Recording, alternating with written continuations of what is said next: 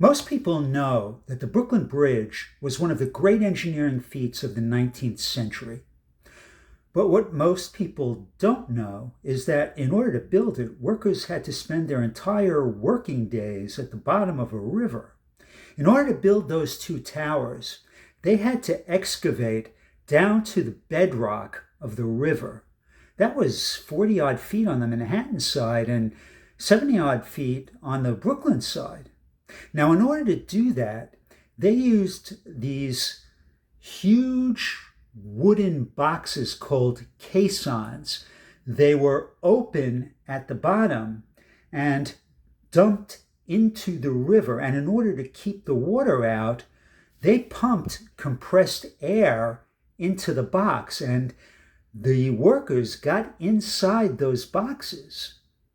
Men spent their entire shifts working in these boxes, digging up sand and mud from the river bottom and calling it working in the sand hogs. What they didn't know is what would happen when they got back up. You see, when they got back up, they started getting agonizingly sick. I had tremendous pain in their joints. People curled up into fetal position. There was paralysis. Some people died. They called it Caisson's disease. Today, we know it as decompression sickness, more commonly known as the bends.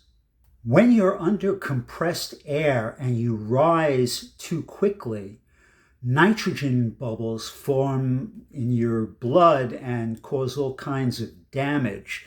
Washington Roebling, who was the supervising engineer for the project, he got decompression sickness inside one of these caissons, and he was so ill he had to spend the rest of the project supervising it from a telescope in bed.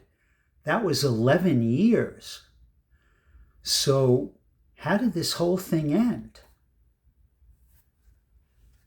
Fascinating history stories for smart kids in Amazon.